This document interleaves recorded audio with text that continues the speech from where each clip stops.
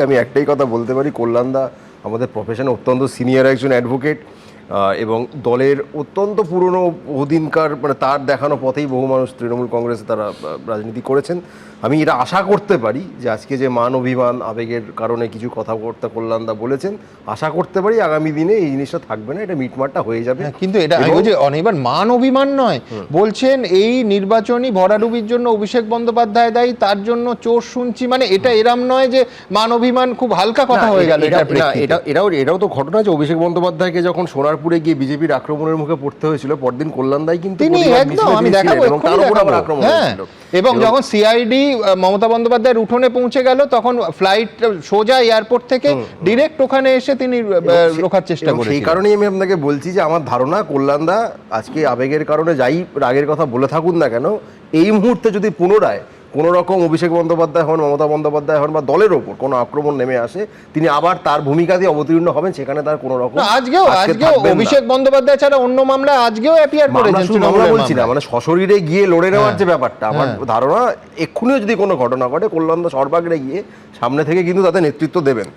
দ্বিতীয় কথা বলি, দেখুন অভিষেক বন্দ্যোপাধ্যায় আজকে কৃষ্ণেন্দু নারায়ণ চৌধুরী বলছেন বা বাকিরা যা বলছেন, আজকে ব্যাপারটা দাঁড়িয়ে গেছে যে সব ব্যাটাকে ছেড়ে বেড়ে ব্যাটাকে ধর। মানে যেহেতু ফলাফল খারাপ হয়েছে, যদিও সেই ফলাফল খারাপের নিয়ে আমার একটা আলাদা বক্তব্য আছে, আপনি জানেন, কিন্তু তা সত্ত্বেও এই যে সবাই মিলে একজন ব্যক্তিকে যে চেপে ধরছে, এটা কি খুব ঠিক হচ্ছে?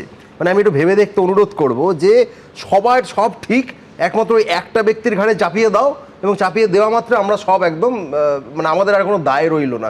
কোথাও গিয়ে কি মনে হয় না এটা একটা অন্যায় করা হচ্ছে? আমি যদি ধরে নিই যে হ্যাঁ, অভিষেক বন্দ্যোপাধ্যায় নিশ্চিতভাবে সব দায়িত্ব নিয়ে কাজ করেছিলেন, 21 সালেও তিনি করেছিলেন।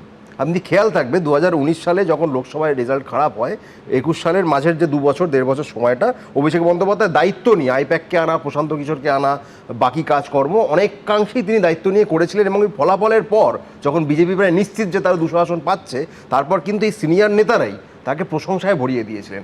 আজকে যেহেতু, তাহলে কি বলছো, এখন যারা সমালোচনা করছেন তারা অকৃতজ্ঞ? আমি তাদের সমালোচনাটাকে ছোটও করছি না, আমি তাদেরকে অকৃতজ্ঞ বলছি না।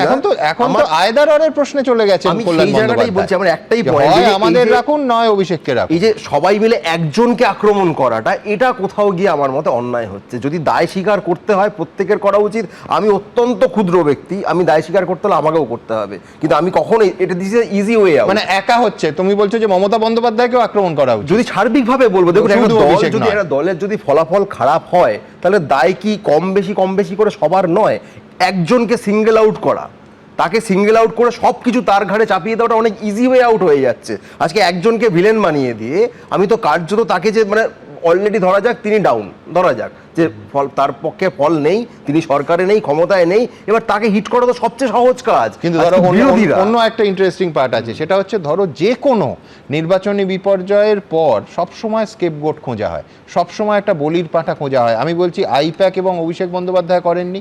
যখন ধরো কলকাতা, মানে পুরো এলাকাগুলো লোকসভায় খারাপ ফল করলো, সঙ্গে সঙ্গে কাদের ধরা হলো? পুরো বোর্ডের যারা কাউন্সিলর এবং নেতৃত্ব আছেন তারা ভালো কাজ করেন নাই। হতে পারে যে তখনও এই ক্ষোভ মমতা বন্দ্যোপাধ্যায় এবং অভিষেক বন্দ্যোপাধ্যায়ের বিরুদ্ধেই ছিল।